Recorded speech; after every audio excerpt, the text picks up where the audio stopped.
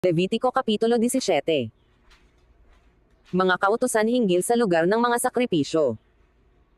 At sinalita ng Panginoon kay Moises, na sinasabi, iyong salitain kay Aaron, at sa kanyang mga anak, at sa lahat ng mga anak ni Israel, at sabihin mo sa kanila, ito ang iniutos ng Panginoon, na sinasabi.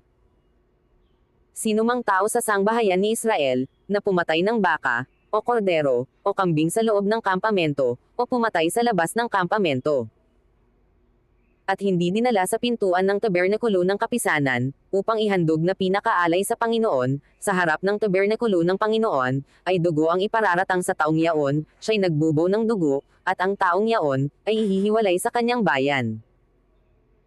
Upang ang mga anak ni Israel ay magdala ng kanilang mga hain, na inihahain sa kalawakan ng parang, sa makatuwid bagay upang kanilang dalhin sa Panginoon, sa pintuan ng tabernakulo ng kapisanan, sa saserdote, at ihain sa Panginoon na mga pinakahandog tungkol sa kapayapaan. At iwiwizek ng saserdote ang dugo sa ibabaw ng dambana ng Panginoon, sa pintuan ng tabernakulo ng kapisanan, at susunugan ang taba na pinakamasarap na amoy sa Panginoon. At huwag na nilang ihahain ang kanilang mga hain sa mga kambing na lalaki na kanilang panyanalagan, magiging palatuntunan nga magpakailanman sa kanila sa buong panahon ng kanilang lahi.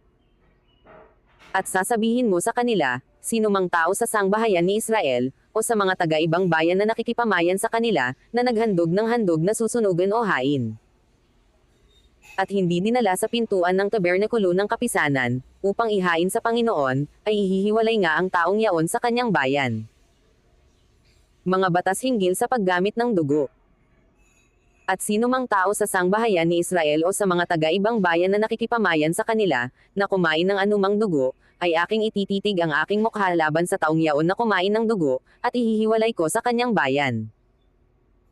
Sapagkat ang buhay ng laman ay nasa dugo, at aking ibinigay sa inyo sa ibabaw ng dambana upang itubos sa inyong mga kaluluwa, sapagkat ang dugo'y siyang tumutubos dahil sa buhay. Kaya't aking sinabi sa mga anak ni Israel, sino man sa inyo ay huwag kakain ng dugo, ni ang taga-ibang bayan na nakikipamayan sa inyo ay huwag kakain ng dugo. At sino mang tao sa mga anak ni Israel, o sa mga taga-ibang bayan na nakikipamayan sa kanila na manghuli ng hayop o ng ibon na makakain, ay ibubuhos niya ang dugo ni yaon at tatabyunan ng lupa. Sapagkat tungkol sa buhay ng lahat ng laman, ang dugo nga niyan ay gaya rin ng buhay niyan, kaya't sinabi ko sa mga anak ni Israel, huwag kayong kakain ng dugo ng anumang laman, sapagkat ang buhay ng buong laman ay ang kanyang dugo, sino mang kumain niyan ay ihihiwalay. At yaong lahat na kumain ng namamatay sa sarili o nilapa ng mga ganid, maging sa mga tubo sa lupain o sa mga taga-ibang bayan, ay maglalaban ng kanyang mga damit, at maliligo sa tubig, at magiging karumaldumal hanggang sa hapon, kung magkagayon ay magiging malinis. Datapwat kung di niya labhan, ni paligan ang kanyang laman, ay tataglayan nga niya ang kanyang kasamaan.